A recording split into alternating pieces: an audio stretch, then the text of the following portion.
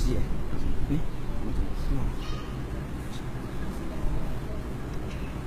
Salah ni.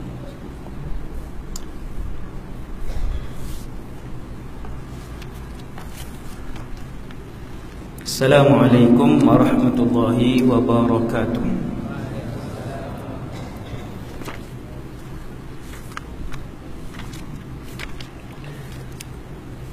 A'udzu billahi minasy syaithanir rajim. Bismillahirrahmanirrahim. Alhamdulillahi rabbil alamin. Alhamdulillahilladzi hadana li hadza wa ma kunna linahtadiya laula an hadana Allah. Asyhadu an la ilaha illallah wahdahu la syarika lah. Wa asyhadu anna sayyidana Muhammadan abduhu wa rasuluh. Wa safiyyuhu wa khaliluhu khairu nabiyyin arsalah. Arsalahu Allahu ilal alami kullihi basyiran wa nadhira. Allahumma salli wa sallim wa barik wa azim wa an'im ala hadhan nabiyyil karim. Salatan wa salaman daimaini mutalazimaini ila yaumiddin. Wa la hawla wa la quwwata illa billah al-aliyyil azim. Wa la hawla wa la quwwata illa billah al-aliyyil azim.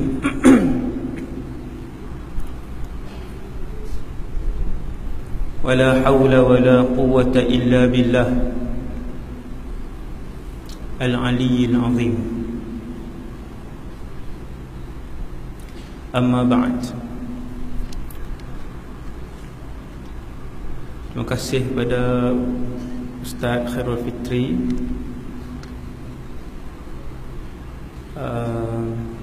seterusnya yang berusaha, Tuan Imam serta jawatan kuasa masjid, para pegawai masjid Jami' Al-Jalal wal Kamal, seterusnya ibu-ibu dan ayah-ayah muslimin dan muslimat yang dirahmati Allah Subhanahu wa ta'ala sekalian.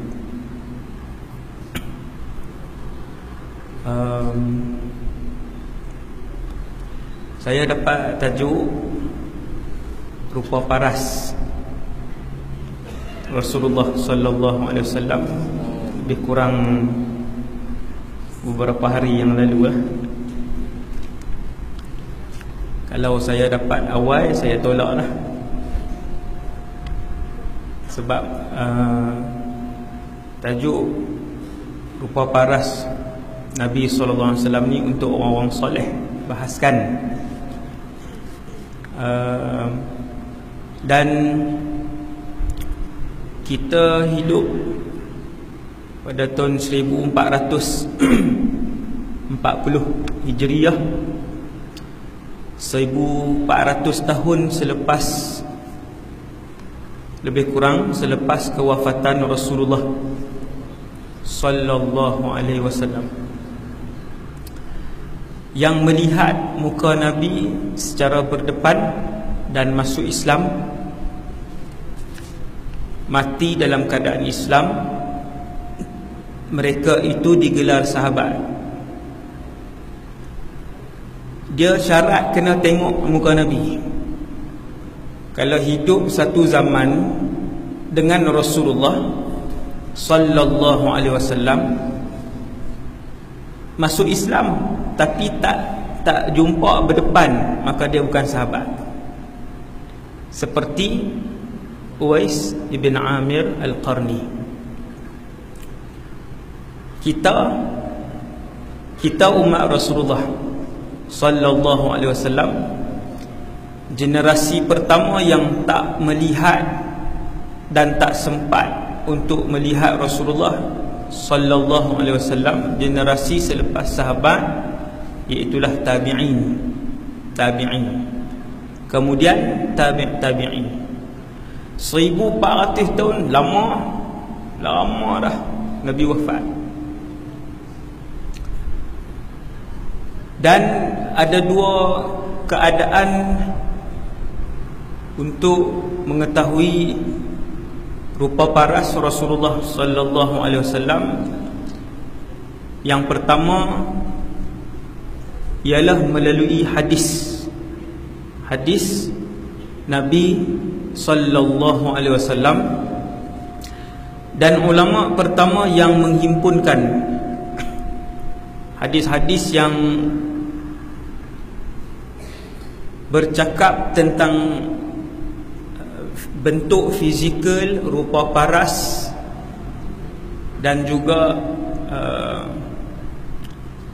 perbuatan harian Rasulullah sallallahu alaihi wasallam ni ialah Al-Imam Abu Isa Muhammad ibn Isa ibn Saurah At-Tirmidzi. Imam Tirmidzi ialah ulama pertama yang himpun hadis, yang himpun hadis. Dia ambil daripada ratus ribu hadis yang dia hafal, bukan kitab hak duk di rumah.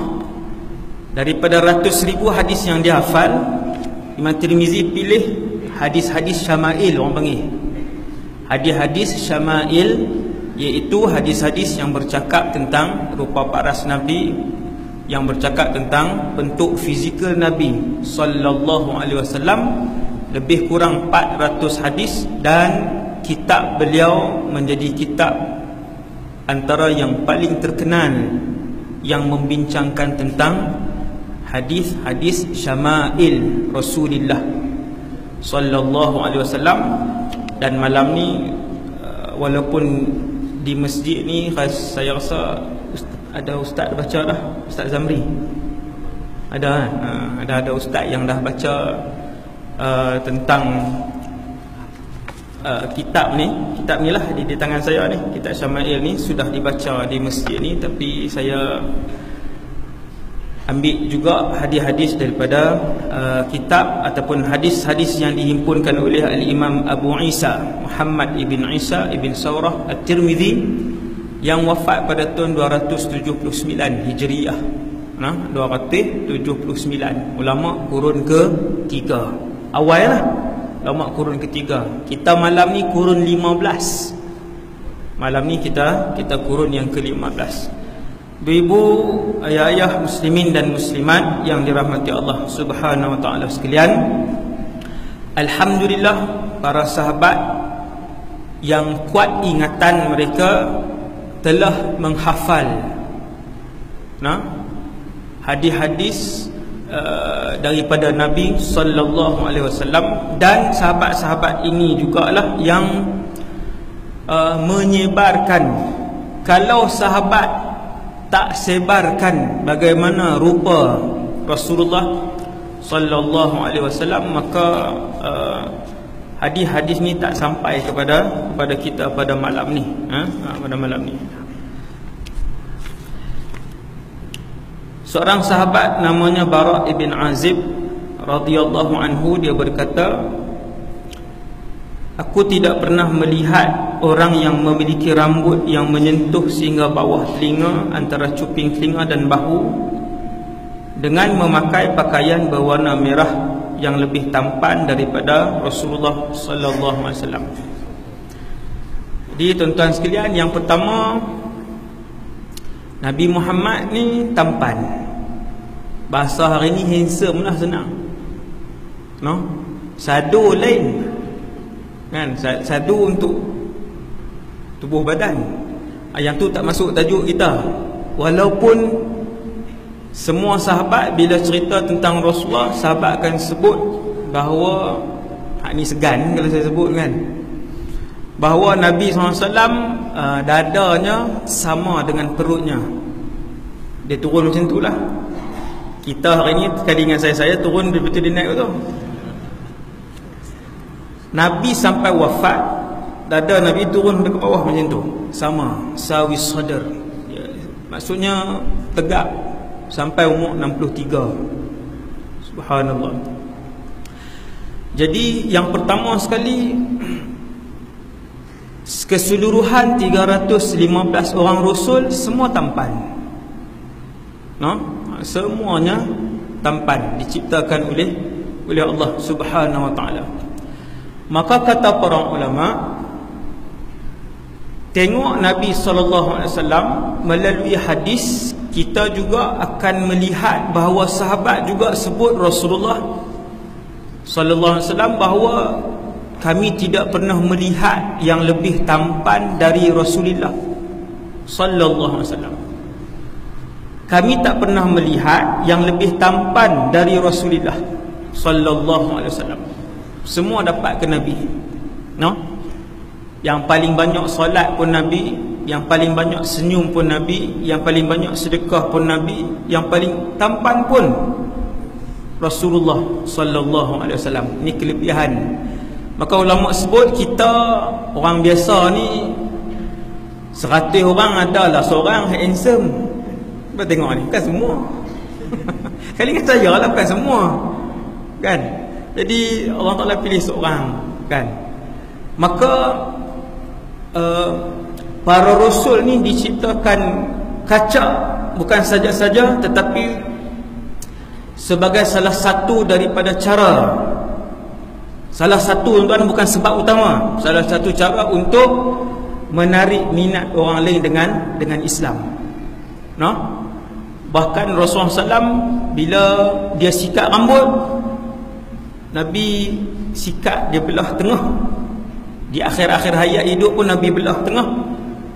Dan Nabi suka pada benda-benda yang tidak ada arahan daripada Allah, no? Yang tu tak ada arahan. Kalau macam baju warna putih yang paling kerap dipakai oleh Rasulullah sallallahu alaihi wasallam, paling kerap. Kalau 10 kali Nabi pakai baju, 8 kali putih.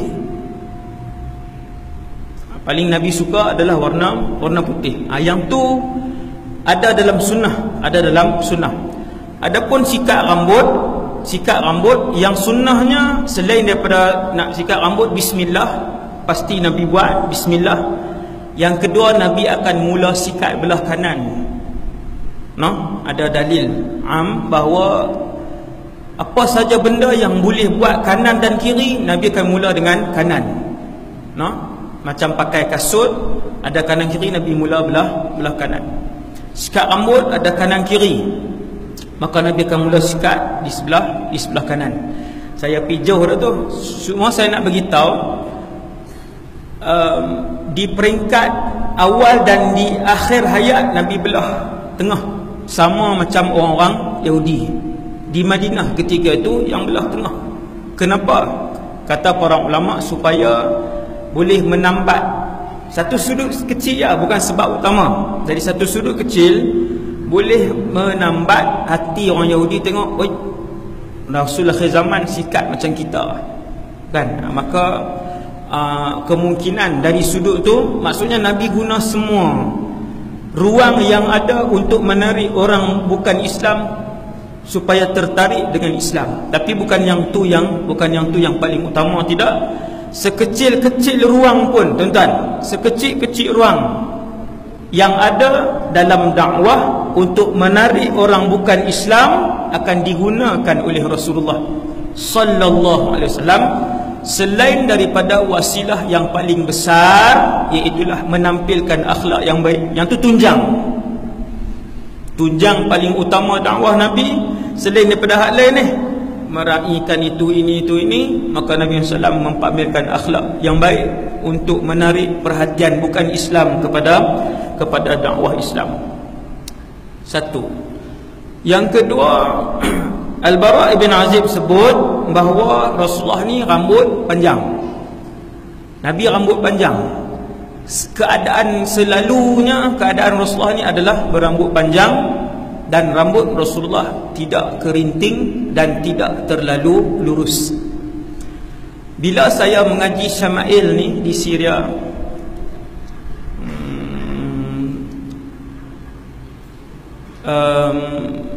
dengan Syekh Umar An-Nashuqati, Dr. Umar An-Nashuqati, ulama hadis di Syria, awal sampai habis lah, ada ijazah, ada sanad pengajian ni.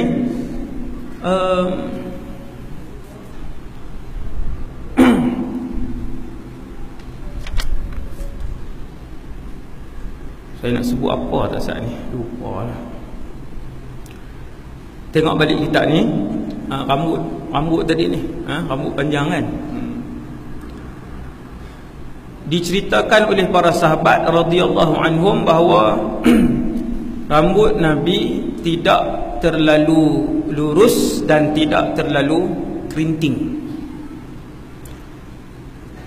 Waktu mengaji di sana dulu ni, tahun pertama awal pengajian saya duduk di hostel di asrama. Tuan, walaupun waktu tu orang Malaysia seorang sahaja di asrama tu lah. Sebab apa?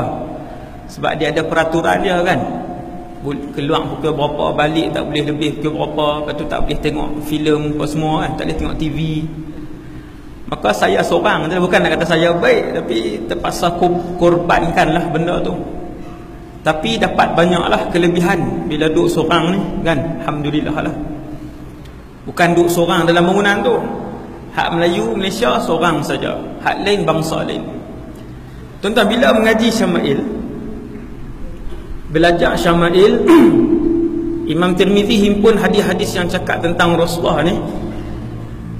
Bila disebutkan dalam hadis bahawa rambut Nabi ni tak lurus sangat dan tak rinting sangat. Kita pun balik asrama, kita tengok ada lebih daripada 50 buah negara. Tuan-tuan, muka pelik-pelik lah. Muka pelik-pelik. Hak muka bulat macam jam pun ada. Daripada saya sebut pula, bukan daripada Perak ke Penang ni semua luar negara ni, tuan. Dalam asrama tu lebih 50 buah negara, tuan. Kita tengok muka ni pun dah tambah iman dah, sungguh. Kita tengok muka, hak muka Cina tapi hitam.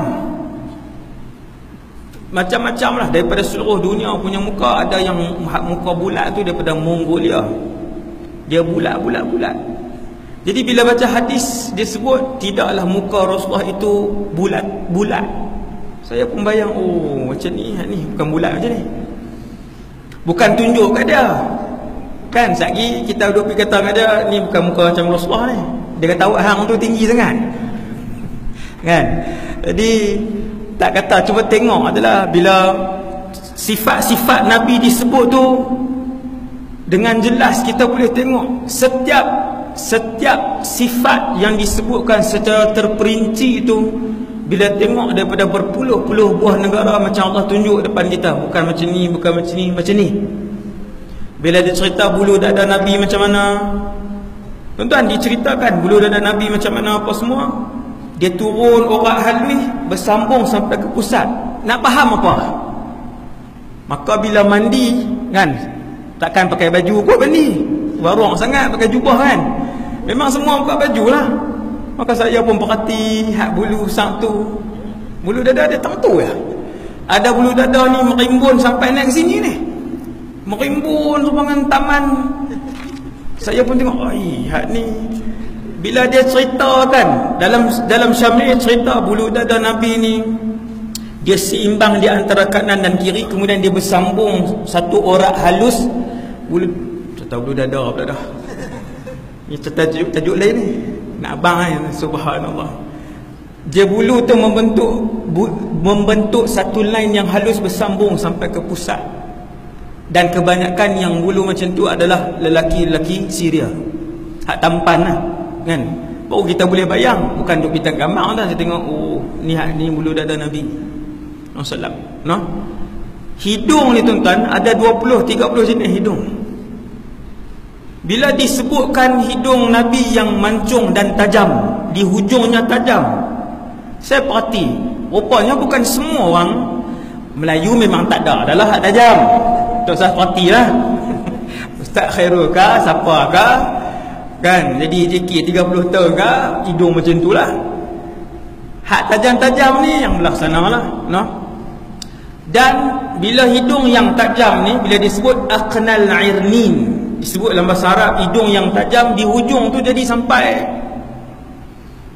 dia jadi macam nampak cahaya pula, disebabkan tajam tu. Saya pun mula perhati, dan memang ada, tak semua hidung begitu, memang ada yang betul-betul kacak tuan-tuan, hidung dia tepat, dia tajam tu. Nah, dia bukan besar tuan-tuan, ada hak besar kan, dia besar sampai ke depan tu. Kita duk kata, oi hidung mancung, bukan mancung tu, tu hidung besar. Dia lain tuan-tuan. Bila kita baca disebutkan hidung Nabi ni dia tajam di hujung tu, sehingga kita nampak seperti bercahaya. Kita pun perhati tengok, oh macam ni. Subhanallah, subhanallah. Bila disebutkan kening Nabi hampir bersambung tetapi tidak bersambung, hampir bersambung tetapi tidak bersambung. Siapa? Ada orang Melayu lagi ya. Kita tak ada apa hak sama dengan Nabi ni tapi ada beberapa benda yang sama dengan Rasulullah sallallahu alaihi wasallam. Maka alhamdulillah, Allah Taala tak saya di situ setiap hari, bukan setiap harilah, bila mengaji saya balik, saya tengok, saya perhati hak mana yang diceritakan oleh Tok Guru Taksat, ada benda tu yang dihimpunkan kepada muka Nabi sallallahu alaihi wasallam. Selain daripada tampan kacak ni, Nabi juga, sahabat dia, antara sifat muka Nabi sahabat tak ada yang duduk bertengok Nabi tu. Tak ada. Mereka suka melihat Rasulullah, sangat suka, tetapi tak ada sahabat yang perhati sampai tak kalih pun mana dia jadi macam satu haibah untuk melihat Rasulullah sallallahu alaihi wasallam. Dan Nabi dan para sahabat sangat suka untuk melihat rupa paras Nabi sallallahu alaihi wasallam. Selain daripada rupa Nabi yang tampan, satu hal lagi yang lain ialah melihat Rasulullah membuatkan sahabat mengingati Allah Subhanahu wa taala. Tengok Nabi, para sahabat ingat Allah. Tengok Nabi, sahabat ingat Allah.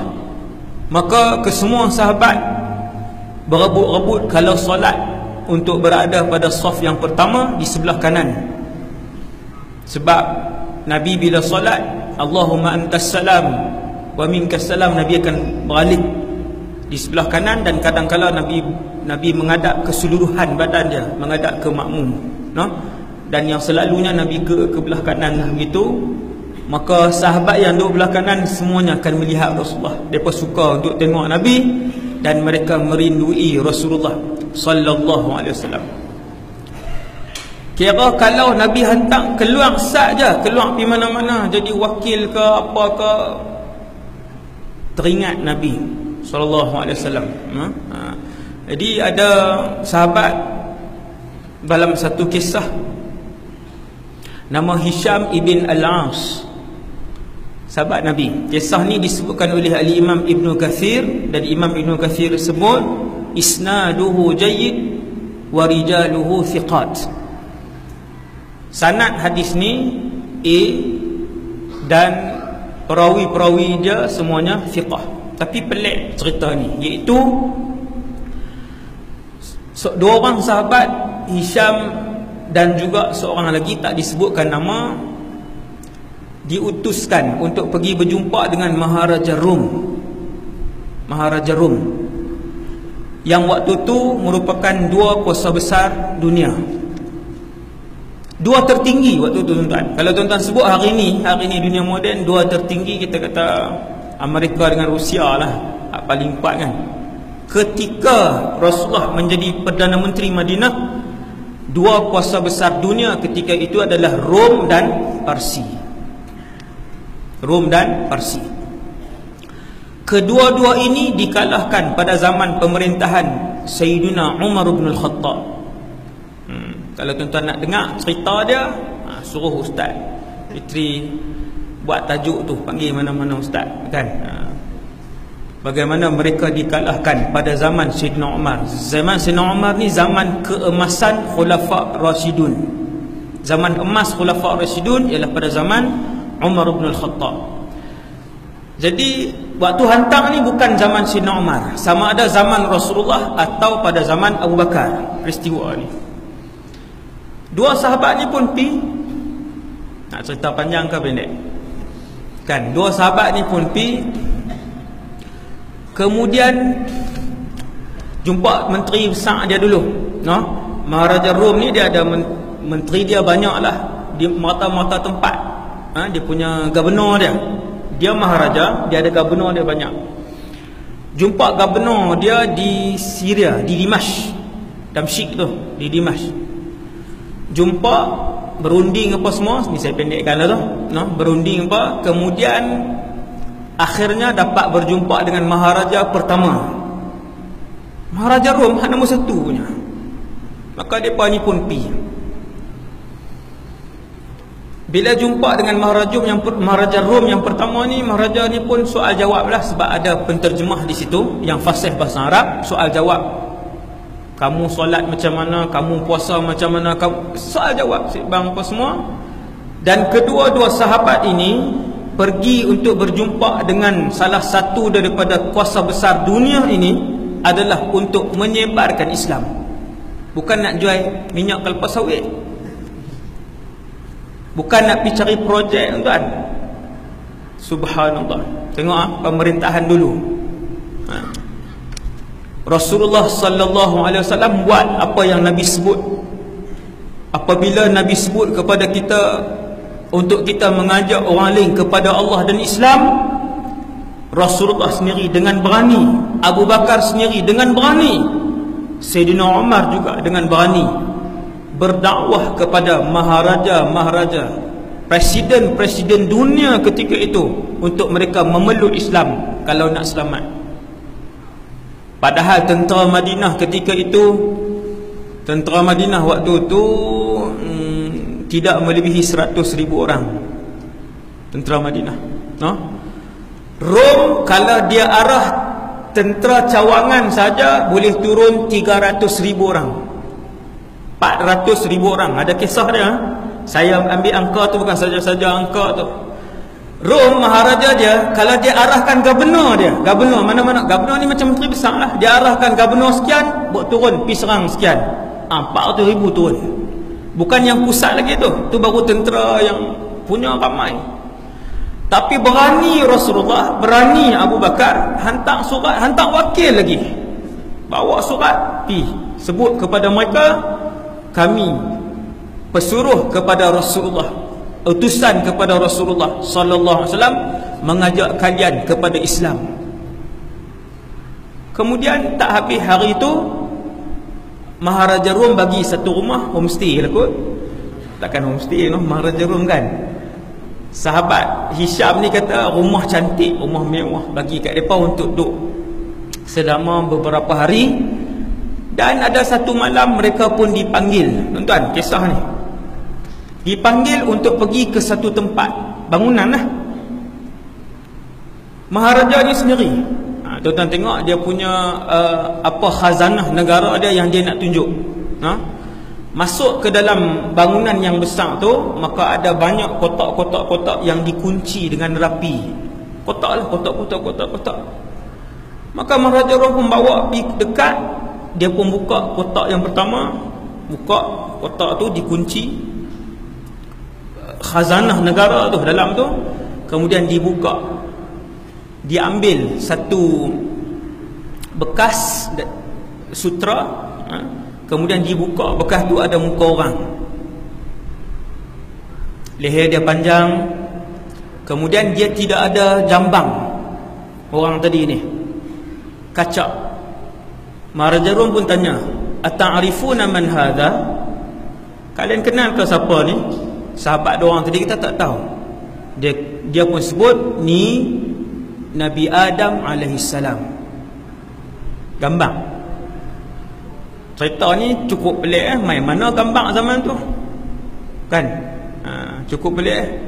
Tapi cerita ni diriwayatkan oleh Al-Imam Ibn Kathir lah kan, dan dia kata sanad dia jayyid kan, bukan dhaif, bukan ni. Nabi Adam, dan Nabi Adam tuan-tuan, setakat yang saya tahu, satu-satunya Rasul yang tidak berjambang macam orang Melayu. Ni orang panggil janggut tau. Ajak orang pula. Jambang ni hak ni. Dia panggil lihyah dalam bahasa Arab. Yang ni dia panggil kausajun. Kausaj asy-sya'ru alladhi yanbutu tahta adh-dhiqni. Rambut yang tumbuh di bawah ni. Waktu saya duduk asrama dulu ni, asrama hak ada 5-60 buah negara dunia tu, saya tengok dalam dunia ni yang negara bangsa manusia yang tak ada jambang ni hanyalah Jepun, China, Korea dengan Melayu. Jepun, China, Korea yang sepek-sepek ni kan, lepas tu Melayu. Kita tak ada jambang. Dan bila baca hadis Nabi Adam AS tidak ada jambang. Dan penduduk syurga kesemuanya akan diubah bentuk tubuh dan juga rupa kita mengikut Nabi Adam AS, iaitu tinggi kita dalam syurga 60 hasta seperti tinggi Nabi Adam, dan muka kita tak ada jambang seperti Nabi Adam AS. Tak ada ni, kosong. Kemudian dia Maharaja Rom ni, dia yang pegang sendiri kunci tu. Kemudian dia pun pergi kepada kotak yang kedua, dia pun buka, dia pun buat keluar satu gambar. Banyaklah ciri-ciri yang disebutkan, saya tak ingat dah hadis tu. Antara ciri yang disebut ialah mempunyai jambang yang cantik, jambang yang indah. Macam mana jambang yang elok? Entah nak bayang macam mana kan? Jadi saya balik asrama, saya perhati tuan, tak semua jambang elok tuan, bukan semua jambang elok. Jambang yang cantik ni dia macam mahkota kat orang lelaki tu. Dia cantik, dia tak naik merata macam tu. Dia tak pi kanan kiri depan belakang ni, dia semua lurus macam tu. Subhanallah. Bila saya perhati kan, dan kebanyakannya juga adalah orang Syria juga kan. Bang Salim pun ada juga, orang Syria pun banyaklah kan. Dia jambang tu elok. Bila baca hadis yang menyebutkan tentang jambang yang elok ni, kita boleh faham lah, sebab kita pernah tengok kan. Maka dia pun sebut yang tu Nabi Nuh AS. Kemudian buat keluar gambar yang ketiga, gambar duduk dalam bekas baldu ke bekas sutra tu, buka ada gambar tunjuk. Gambar yang ketiga, gambar Nabi Ibrahim AS. Kemudian dia berjalan jauh. Maharaja Rom ni dia berjalan di kotak jauh sikit, dia pun buka. Ini cerita Rasulullah ni kan. Bila dia berjalan jauh sikit, ujung sekali dia pun buka. Dia ambil kotak tu warna putih, cantik lah. Ada kotak hitam, ada Rasul kotak hitam, ada Rasul kotak putih. Ada kotak putih, sutra tu dia pun buka. Dia buka, dia tunjuk, ta'rifuna man hadha. Bila tunjuk je gambar tu, dua-dua sahabat teriak, bakaina. Dua-dua teriak sahabat. Muka Nabi ni tengok waktu bila pun teriak, kita akan menangis. Dia jadi hibah, dia je main. Tengoklah, kalau tengok kan, kalau Allah muliakan dalam mimpi pun, bila kita tengok tu tak boleh cakap dah. Dia tak boleh cakap dah. Kalau duduk jarak jauh tak berapa sangat kan. Ada orang kali pertama tu nampak jarak jauh kan, orang sebut tu Rasulullah. Tengok pada jauh tak rasa apa sangat kan. Tapi kalau duduk depan, dia tak boleh keluar perkataan lah. Dia tengok, dia teriak kan. Wallahu a'lam. Yang tu daripada apa. Dan begitulah para sahabat radhiyallahu anhum, bila buka apa nama ni kotak tu tunjuk, bakaina, kata Hisham, kami pun menangis. Innahu Rasulullah Muhammadun Rasulullah sallallahu alaihi wasallam. Maka daripada duduk tu, Maharaja Rom tu waktu buka tu dia duduk. Bila dia kata Muhammadur Rasulullah, dia pun berdiri, dia kata Muhammad. Dia kata yang ni ke Muhammad? Betul ke yang ni Muhammad? Dia kata ya, inilah Nabi kami Muhammad Rasulullah sallallahu alaihi wasallam. Maka dia kata Maharaja, benarnya kotak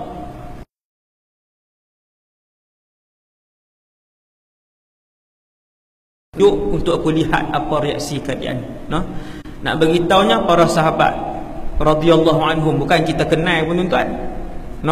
Sahabat nama Hisham tu bukan kita kenal pun, tapi kesemua mereka menyayangi Nabi sallallahu alaihi wasallam. Sekecil-kecil sahabat, kesemua mereka menyayangi Rasulullah sallallahu alaihi wasallam. Maka kalau nak duduk dalam syurga satu negeri dengan Rasulullah, nama negeri itu adalah Jannatul Firdaus. Syurga dia bertingkat-tingkat. Jarak daripada satu tingkat nak pergi ke tingkat seterusnya, Nabi kata seperti mana jarak daripada bumi pergi ke langit. Orang hak duduk syurga bawah tuan-tuan, syurga Aden, Jannatul Ma'wa kan, yang syurga-syurga lain ni hak duduk bawah ni, mereka melihat syurga-syurga yang di atas mereka seperti mana seorang yang duduk di bumi dan melihat kerdipan-kerdipan bintang. Tengok macam tu lah. Jauh. Dia punya beza dia jauh. Setiap syurga beza dia jauh.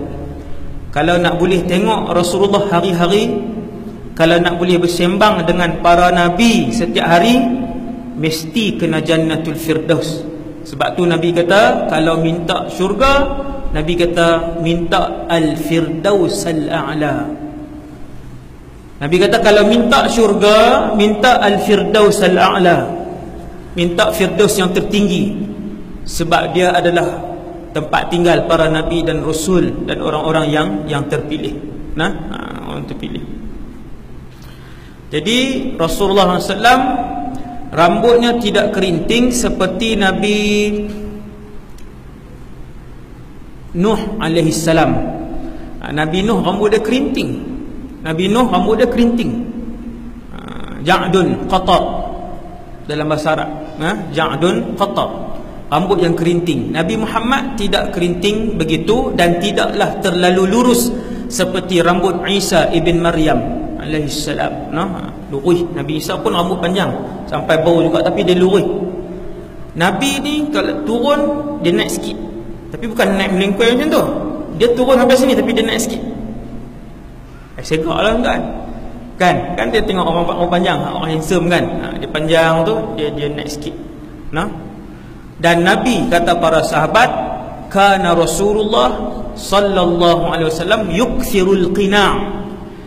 Nabi membanyakkan memakai satu lapis kain sebelum Nabi memakai kepiah dan juga surban. Nabi akan pakai satu lapis kain. Sebab apa? Ada banyak sebab yang disebutkan oleh para ulama. Antaranya ialah bila rambut panjang kemudian tuan-tuan tak buh minyak, elok ada rambut tu. Memang rambut tu tak elok. Rambut panjang kemudian tak rajin jaga dan tak buh minyak, dia nampak lagi huduh orang tu. Mengerikan. Dia akan nampak mengerikan lah kan. Maka Rasulullah yaddahinu ra'sahu bizait. Maka Nabi selalu letakkan minyak, walaupun bukan setiap hari. Sebab minyak ni, minyak zaitun yang Nabi guna, minyak zaitun dah lah, minyak zaitun. Jangan ambil hak tak ori pula. Ambil hak ori, insya-Allah dia menghitamkan rambut. Maka Nabi kadang-kala Nabi meminyakkan rambut dia 2 hari sekali, 3 hari sekali Nabi akan, sebab kesan dia tu lama bila dia minyakkan kan. Nabi akan minyakkan rambut dia dan Nabi selalu menyikatkan rambut dia. Bila rambut panjang kemudian diminyakkan dengan minyak zaitun, jadi kepiah jadi apa tuan? Jadi bertang lah. Bersih Rasulullah sallallahu alaihi wasallam. Nabi akan letak qina', disebutkan qina' iaitu selapis kain Nabi letak dulu, baru Nabi pakai serban dia. Bersih tak serban Nabi? Bersih. Nabi letak dulu kain. Sahabat sebut kana yukthirul qina'.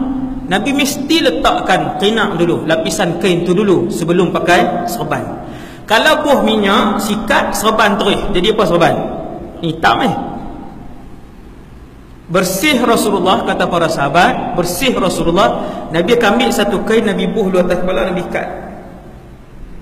Lepas tu baru ambil serban, Nabi buh. Setiap kali buang serban tu, maka serban tu sentiasa bersih. Serban tu sentiasa bersih. Sallallahu alaihi wasallam. Jadi habis hadis tadi ni. Dan kemudian yang seterusnya hadis sahih juga daripada Sayyidina Ali bin Abi Talib. Sayyidina Ali bin Abi Talib, saya tak baca semua sebab tajuk dia muka upaparah Rasulullah. Dalam hadis ni satu perkataan tentang kepala Nabi ni, iaitulah Sayyidina Ali sebut dakhmur ra'si, Nabi mempunyai kepala yang besar. Macam pelik ya, kan? Macam mana tu? Sebab tu tak boleh baca sendiri. Jangan jadi Wahabi baca hadis sendiri. Dia suruh apa nama ni, kata kat Wahabi pula. Happy siapa suruh panggil saya? Ni tak ada Wahabi. Tak ada. Tuan-tuan sekalian, jangan baca sendiri. Hadis sangat memerlukan kepada kefahaman ulama. Tuan-tuan baca dalam ni, Sayyidina Ali sebut 1, 2, 3, 4 ciri Nabi. Kemudian Sayyidina Ali sebut dakhmur ra'si, kepala Nabi besar. Tak uduhkah? Ulama pun hurai, kepala Rasulullah itu besar sesuai dengan tubuh badan Nabi yang tinggi. Walaupun Nabi tidaklah terlalu tinggi dan tidaklah terlalu rendah, Nabi itu sederhana orang Arab. Sederhana orang Arab bukan sederhana Melayu. Sederhana Melayu tinggi lain, sederhana Melayu lain tuan-tuan. Sederhana Melayu inilah kan sederhana Arab. Yang tinggi di kalangan orang Arab seperti Sayyidina Umar, tu tinggi di kalangan orang Arab, yang tu tinggi. Kalau Sayyidina Umar ni, kalau dia naik kuda, dia boleh pijak dua-dua kaki dia tu ke tanah. Disebutlah tentang fizikal Sayyidina Umar, disebutkan dia naik kuda, dia boleh pijak dua-dua tu di tanah. Dia pernah beli kuda, dia beli dia naik, patah tulang belakang kuda. Ada ni antara buku yang saya karang, insya-Allah terbit tahun depan, ialah tentang Sayyidina Umar. Saya menarik Sayyidina Umar ni, banyak kisah dia, terlampau banyak. Dia zaman keemasan Khulafa' Rasyidun. Dia khalifah, dia beli kuda, patah tulang belakang kuda punya besar. Cerita Sayyidina Umar pula dah, memang tak habis dah, tak tahu dah. Bila patah tu, dia nak pergi hantar balik. Dia kata ni, bagi ni apa kuda ni? Maka penjual tu kata, hang ambil elok, ya Amirul Mukminin, tadi kamu ambil dalam kuda ni dalam keadaan elok. Sayyidina Umar kata tak mau, kan? Panjanglah cerita dia, tu tak payah. Kemudian Rasulullah SAW tak tinggi macam tu dan tidak terlalu rendah seperti Ibnu Mas'ud. Ibnu Mas'ud ni, kalau dia sarung kasut slipper Rasulullah, Ibnu Mas'ud ni jaga slipper Nabi. Nabi masuk Masjid Nabawi, dia akan ambil, dia sarung belah ni, dia sarung belah ni. Bila dia sarung slipper Nabi, penuh siku dia, rendah lah Ibnu Mas'ud. Tunjuk kat orang kan, dia tu apa dia? Takkan nak sebut saya apa kan? Rendah. Ibnu Mas'ud ni sangat rendah. Maka ni kita nak faham ni, Rasulullah ni sederhana. Kana rajulan marbu'ah, tidak terlalu tinggi dan tidak terlalu rendah, sederhana. Kaki Nabi lebih kurang panjang 22 cm. Saiz berapa tu kasut? 22 cm. Tak faham juga maqam Nabi Ibrahim. Nampak tak faham ke? Kan tuan-tuan yang dah pergi umrah, tengok tapak kaki Nabi Ibrahim waktu nak bina Kaabah tu. Nabi Ibrahim pijak batu ketui besar ni, dia pijak tenggelam batu keras tu. Mukjizat dia, tenggelam sebelah ajalah. Dia pijak tu tenggelam. Maka tapak tu lah yang ada sampai hari ni. Dulu dia tak buh kaca, setiap orang lalu biasa orang dia buat tu. Setiap kali lalu pakai dia pegang tu. Lama-lama dia terhakis, tinggal sikit tapak tu. Tuan-tuan, tapak itu kata para sahabat, tapak kaki Nabi Ibrahim tu sama 100% macam tapak kaki Nabi Muhammad sallallahu alaihi wasallam. Panjang dia sama, lebar dia sama.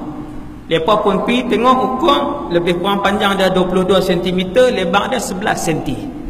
Besar lah tuan-tuan, Nabi tinggi lah. No, bukan sederhana Melayu maksudnya 22 cm, pembaris 15. Lebih kurang panjang. Maksudnya tubuh Nabi itu orang kata tinggilah. Maksudnya para ulama bagi tahu dakhmur ra'si, kepala Rasulullah besar tu sesuai dengan tubuhnya. Tuan-tuan tengoklah Allah Taala cipta, no? 90%, 95% kita ni Allah Taala cipta sama besar sesuai dengan badan. Kepala kita sesuai dengan badan. Ada beberapa orang aja, setengah-setengah orang dan buat macam mana besar kepala dia. Badan kecil lah. Kan sebahagian orang tu pun jarang-jarang berlaku. Maka dakhmur ra'si yang disebutkan oleh Sayyidina Ali bin Abi Talib ni sesuai dengan tubuh badan Rasulullah, dan para ulama lain sebut itu menunjukkan kepada kecerdikan dan kekuatan akal Rasulullah sallallahu alaihi wasallam. Tuan-tuan sekalian, Nabi dapat wahyu dan Nabi tak boleh lupa sebab yang tu syariat. Tuan-tuan bayang macam mana? Nabi dapat wahyu 23 tahun, wahyu duk turun sikit-sikit, bukan dia turun seketul Quran turun 13 tahun di Mekah, 10 tahun di Madinah. 23 tahun turun sikit-sikit. Kalau Nabi lupa macam mana? Maka Rasulullah tak lupa kekuatan akal Nabi SAW. Sebab tu kepala Nabi pun dia besar sesuai dengan tubuh dia. Ni ulama sebut, bukan huraian saya. Bukan huraian saya, disebutkan oleh para ulama. Dan begitu juga nampak kepada keberanian Rasulullah sallallahu alaihi wasallam ketika di Madinah. Mereka mendengar satu suara yang kuat satu ketika. Dengar satu suara, kan, bila dengar satu suara yang kuat ni orang takutlah nak pi. Takut nak pi. Sahabat baru duk tanya, benda apa? Baru duk sembang-sembang tanya. Kita pi tengok apa? Kan, pakat duk sebut, nak pergi tengok ada apa di situ, pakat duk bincang. Lah kali baru berani dia kata pi lah 4-5 orang. Pi sana, Nabi duduk sana dah seorang dia. Nabi dah ada di sana dah seorang-seorang. Berani Rasulullah. Itu sudut berani Nabi lah. Itu sudut berani. Kemudian rambut Nabi telah pun kita sebutkan. Mata Nabi sallallahu alaihi wasallam berwarna hitam. Hak ni macam orang Melayu lah. Alhamdulillah ada juga. Jarang orang Melayu mata biru no. Kalau ada tu perak lah tu. Kan ada tu hak dia beli kontak lain di pasar malam lah, ataupun dia beli tang mana-mana. Bahaya tuan lah. Berbanggalah kita, Allah SWT ciptakan rambut kita sama hitam dengan Nabi sallallahu alaihi wasallam. Dan tak semua orang dalam dunia ni rambut hitam. Perang macam-macam lah rambut kan. Dan juga Nabi SAW juga kedua-dua biji matanya adalah berwarna hitam. Kemudian dahi Nabi luas seperti mana yang disebutkan oleh Sayyidina Hasan ibn Ali ketika bertanya kepada bapa saudaranya Hindun ibn Abi Halah. Hasan ibn Ali ni sepupu lah, cucu Rasulullah sallallahu alaihi wasallam. Pi tanya, walaupun dia sempat hidup, cucu Nabi Hasan dan Husain sempat untuk bersama dengan Nabi sallallahu alaihi wasallam, akan tetapi juga mencintai Rasulullah sallallahu alaihi wasallam. Tuan-tuan tengok, cucu tapi mencintai juga Rasulullah. Jumpa dengan sahabat-sahabat yang senior ni tanya, bahkan berlumba-lumba Hasan dan Husain untuk yang paling banyak mengamalkan sunnah Tok Wan mereka dan juga sunnah Rasul mereka juga, iaitulah Nabi Muhammad sallallahu alaihi wasallam.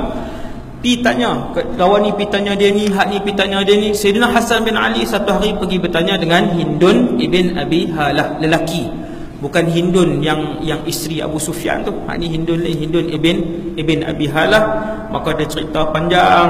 Hindun ibn Abi Halah ni ceritakan kepada Hasan ibn Ali tentang rupa bentuk Nabi SAW, iaitu yang saya baca ni hak poin di rupa paras sajalah. Yang lain dah disebutkan, antaranya yang belum lagi kita sembang malam ni, iaitulah Nabi SAW mempunyai dahi yang luas. Dahi yang luas. Itu juga menunjukkan kepada kecerdikan Nabi. Kemudian kata Hindun ibn Abi Halah, azajjal hawajib sawabigha fi ghairi qarnin, alisnya panjang melengkung bagaikan dua busur panah yang terpisah. Ni kening Nabi hampir tercantum, hampir, dia tidak bercantum. Di antara kedua-dua kening Nabi ada urat yang kelihatan merah ketika sedang marah. Rasulullah payah marah. Bila Nabi marah, semua sahabat akan diam dan semua sahabat akan tahu Nabi marah. Bila Nabi marah, semua sahabat akan diam dan semua sahabat tahu Nabi marah. Kaedah yang enggak? Kaedah. Kenapa? Kerana Rasulullah sallallahu alaihi wasallam tidak akan marah kecuali apabila agama ini dipermain-mainkan, kecuali apabila agama ini dicabar, kecuali apabila agama ini dihina-hinakan. Nabi marah. Oh, Nabi marah. Dan sahabat tahu Nabi marah sebab Nabi tak pernah marah. Nabi jarang marah.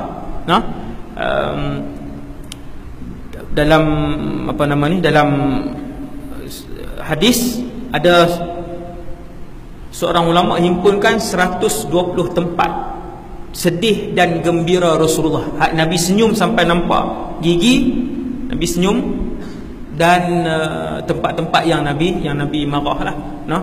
Antaranya bila mereka gunakan Usamah bin Zaid, Usamah bin Zaid ke Zaid bin Harithah, salah seorang lah. Mereka tak cerita jadi panjang pula. Macam ni lah, ada satu orang perempuan tu, dia buat kesalahan, kemudian nak dijatuhkan hukuman potong tangan.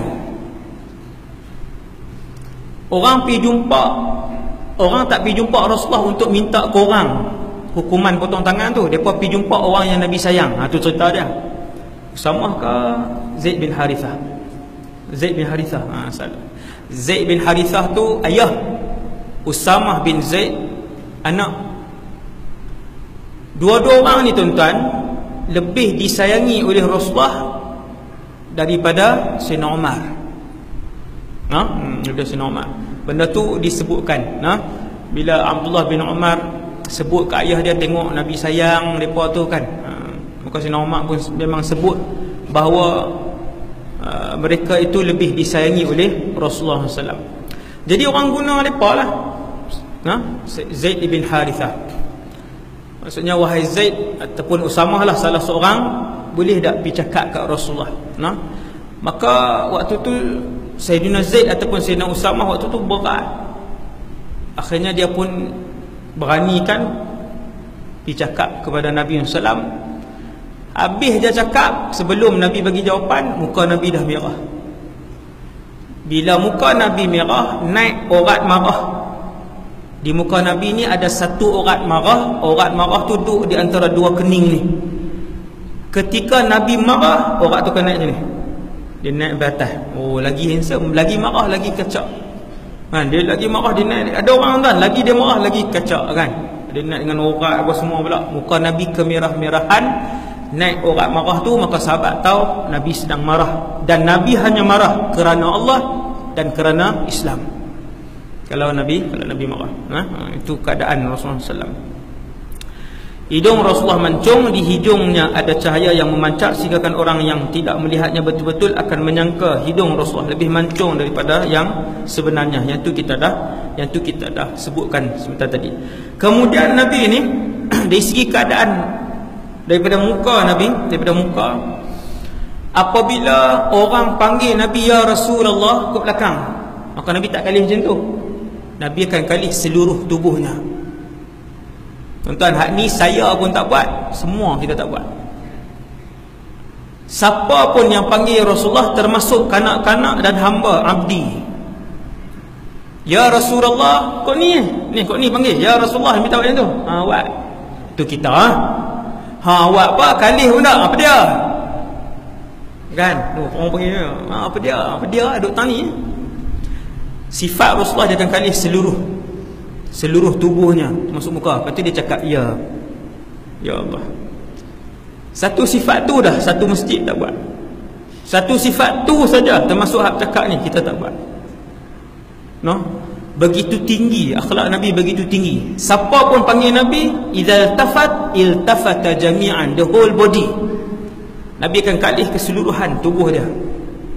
Maka sebut sahabat radhiyallahu anhum, kata Sayyidina Hasan ibn Ali ni, masih lagi hadis yang sama, apabila tidak bercakap, Nabi lebih banyak memandang bumi daripada memandang langit. Kalau duduk tengok sini apa dia kata? Berangan lah. Duduk berangan kan, duduk tengok.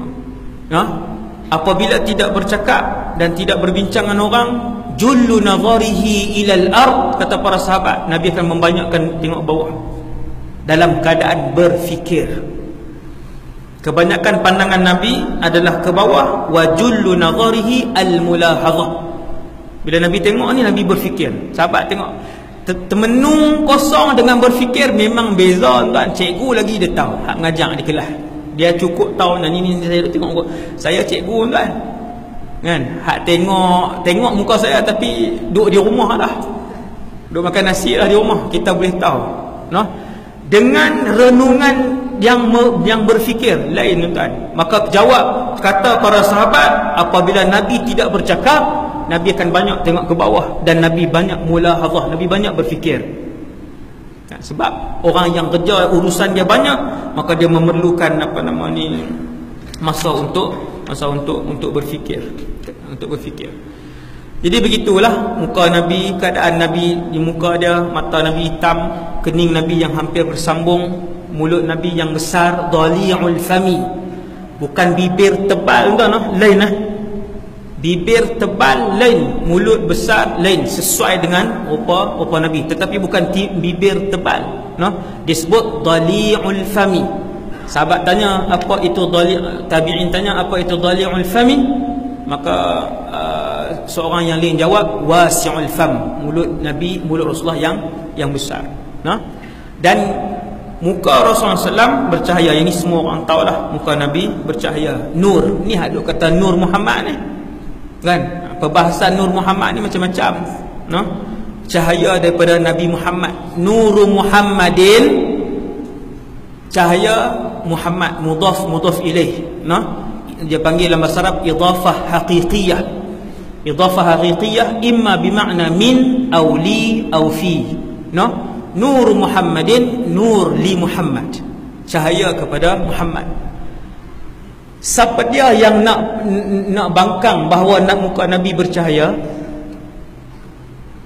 Kalau dalam Quran disebutkan nur, itu merujuk kepada Rasulullah sallallahu alaihi wasallam. Para ulama tafsir sebut sebahagian tempat dalam Quran yang disebutkan nur, merujuk nur, cahaya itu merujuk kepada Nabi SAW. Allah ibarat dengan nur. Dalam hadis pula ada berpuluh-puluh hadis bahawasanya Rasulullah itu seperti bulan yang mengambang, seperti bulan yang mengambang. Tuan-tuan tahu dari segi apa wajhus syabah dia? Yang mengaji balaghah kan, musyabbah bih, wajhus syabah, sudut apa nak disamakan tu? Dari sudut apa? Kata para sahabat, Jabir ibn Samurah, satu hari dia berjalan tengah malam, bulan mengambang. Kemudian nampak Rasulullah sallallahu alaihi wasallam. Jabir ibn Samurah jalan pada satu malam, bulan mengambang, tengah berjalan terserempak dengan Nabi sallallahu alaihi wasallam dengan rambut dia. Lepas tu Nabi pakai baju yang kemerah-merahan. Baju yang kemerah-merahan, bukanlah merah semua, kemerah-merahan. Maka Jabir bila tersempak dengan Nabi, dia tengok muka Nabi, dia renung, lepas tu dia tengok atas. Subhanallah. Pasal apa? Kerana bulan bila dia mengambang ada cahaya tak tuan-tuan? Ada cahaya. Dia keluar cahaya. Bulan bila mengambang cerah ni tuan-tuan, tapi bukan cerah macam siang. Tapi cerah, dia bukan gelap gulita, dia lain. Dia cerah bulan sebab dia keluar cahaya. Maka kata Jabir ibn Samurah, ketika aku keluar malam tu, bulan sedang mengambang, aku tersempak dengan Nabi. dengan pakaian dia sedikit kemerahan apa semua, maka aku pun tengok bulan, aku tengok muka Nabi, aku tengok bulan, aku tengok muka Nabi. Demi Allah, falahu wa indi ahsanu minal qamar. Demi Allah, wajah Rasulullah ketika itu lebih indah dari bulan purnama itu. Tuan-tuan, bercahaya bukan sebab putih. Memang kulit Nabi putih kemerah-merahan. Kulit pun ada 7-8 jenis kulit. Subhanallah, nah. Kulit ada 7-8 jenis kulit. Hak sawah matang, ada kulit putih tapi putih mayat. Elok tak? Elok. Bukan kita nak hina ciptaan Tuhan, tapi tiap-tiap orang ni, bangsa ni orang tak nak bagilah kan. Ada kulit, bila saya baca sebut Nabi ni putih, dia macam ada selapis merah, bukan merah bintik-bintik. Ada bangsa Allah cipta dia putih dan kebintik-bintikkan. Ada bangsa putih macam putih mayat. Orang Korea lah banyak, Jepun, putih macam mayat ni. Kalau dia main dengan panas pun dia akan pakai topi besar tu, tak mau kena cahaya matahari. Bukan, kita tengok tu bukan elok pun. Kulit dia putih yang dah macam mayat hidup kan.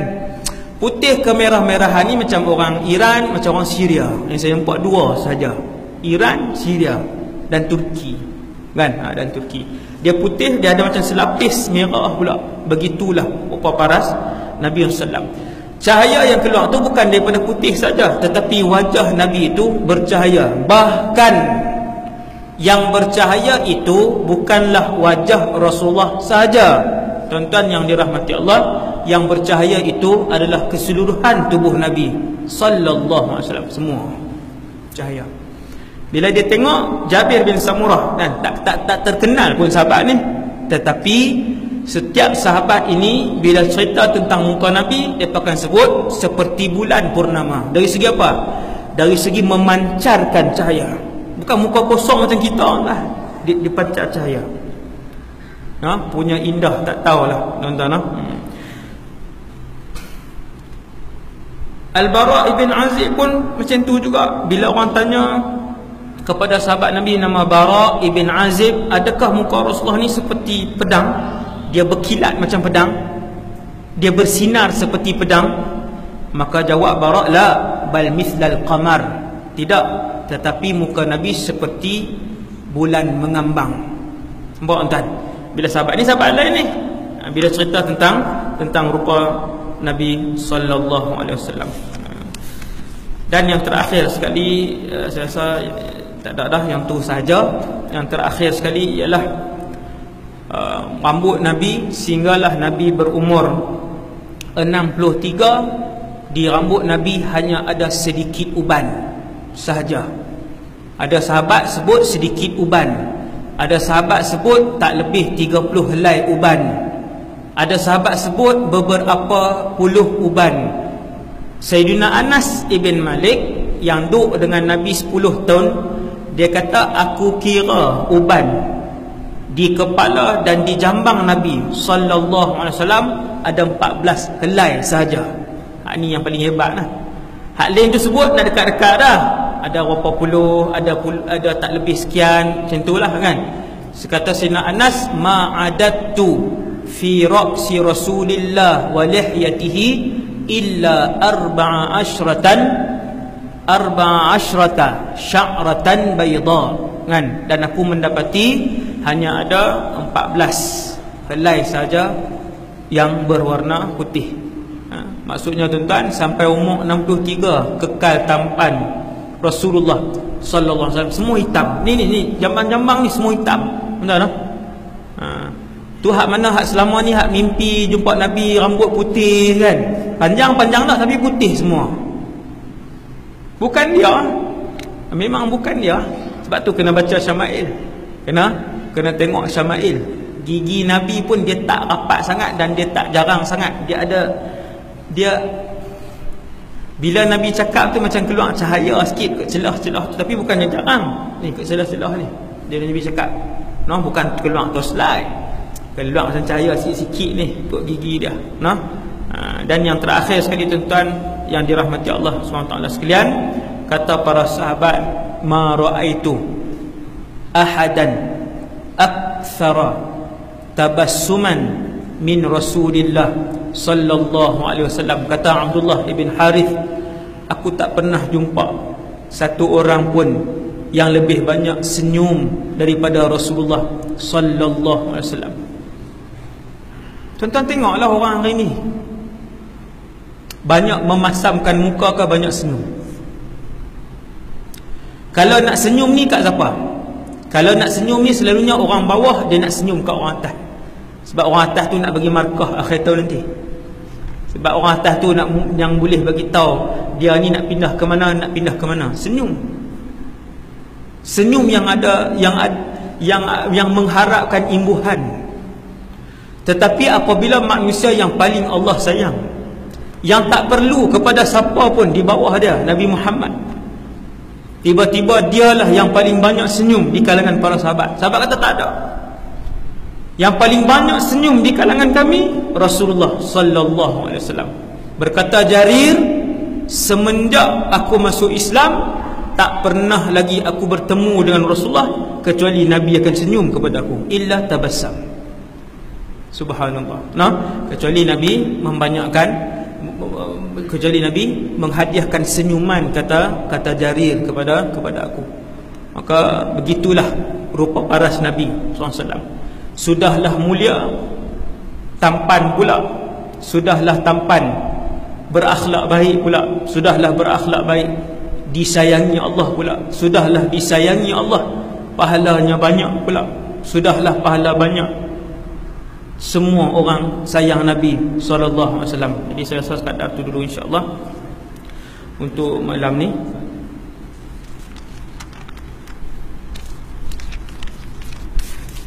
Soalan?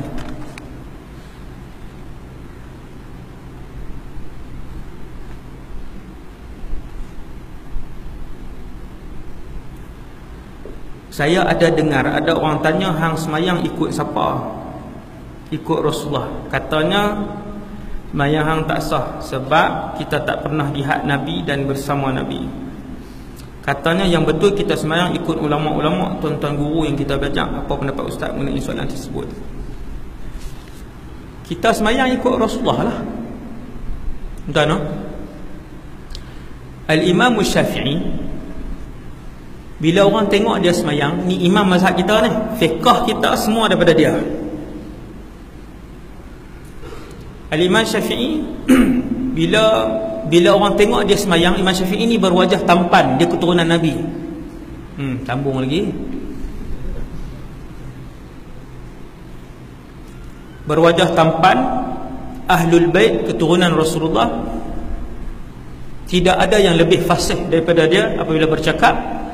Dan apabila dia solat, kata para ulama, mereka tengok dia semayang, Imam Syafi'i ni tidak ada yang lebih khusyuk dan tenang daripada Imam Syafi'i.